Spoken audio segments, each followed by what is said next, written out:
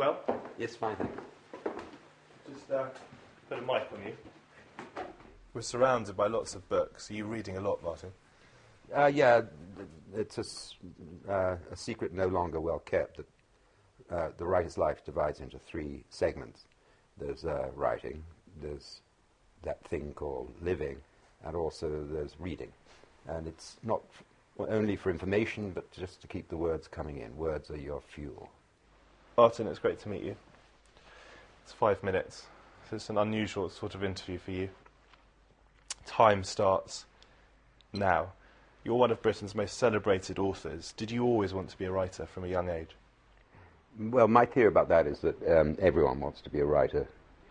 Around the age of 12, 13, when you start writing poems and keeping notebooks, diaries, you start this thing of communing with yourself. It's as if a voice has woken up inside you. And my theory is that the writers are just the ones who never grew out of that. Most other people moved on and put that aside, but the writers don't. Is it ever a struggle? Yeah, it's a much more physical activity than people think. And you can be working away and then come up against something. And what by now I know what it is. It's that you're running ahead of your unconscious. Sounds more complicated than it is, but what you've got to do really is walk away from your desk, and actually your feet will do it for you. You don't want to go to your desk, so you sit and read.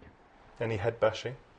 When I was younger, I used to do a lot of that, but now I'm hideously experienced, and I stroll away and read until my legs sort of take me back to my desk. It's an emotional and physical activity as well as a cerebral one. Of course, you play a lot of tennis. Not so much anymore. I do my sort of pathetic exercises. My father was a great believer in, going to walk, have a walk, post a letter, have a shave, turn away from it, and then come back. And that works. That'll give you a sort of a little break. But I feel that sometimes, you'll need 2 or 3 days away from your desk. I was going to ask you actually about your father, because you've written a lot about him and the love you've had for him. He wasn't always terribly kind in his assessment of your novels, though, Kingsley Amis. No, he wasn't. But by mentioning that, I seem to have given the impression that it was a very difficult relationship. And it's only dawning on me just how exceptionally good a relationship it was. And he had also had a very good relationship with my brother and with my sister. And the reason for this, all my other friends struggled terribly with their fathers in their late teens. And I think it was because of what I'm writing about now, the sexual revolution, whose first premise was there will be sex before marriage. Very bad news to those for whom there wasn't sex without marriage. Shattering news. And there was a lot of tension between fathers and sons to do with that. Never stated, of course, in those terms.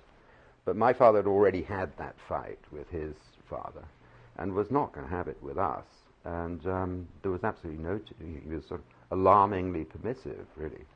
Did you have a happy sort of balanced childhood? Because judging from your letters to your father and also to your stepmother, Elizabeth Jane Howard, you were very affectionate to both of them.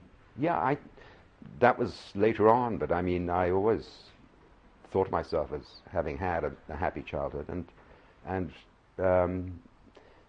homes are meant to be, tar pits of resentments and rancors, and mine never felt like that. Now, you're very political. Since you got back from Uruguay, you joined the public debate about a whole range of issues. You've spoken a bit about Islam. Do you think there's a danger of self-censorship in the West when it comes to discussion of Islam? Well, clearly there is, and the battle over Salman Rushdie was won, but the war seems to be lost. Everyone is walking on eggshells.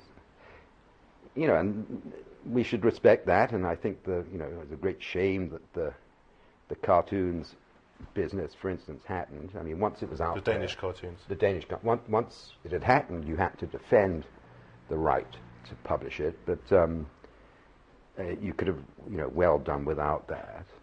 It was a kind of double insult in that Sunni Islam forbids representation, let alone representation of the Prophet. The question of veils, I know it's difficult, but my instinct is to have nothing to do with that. It's none of my business whether people wear veils or not, although I see there are legal complications.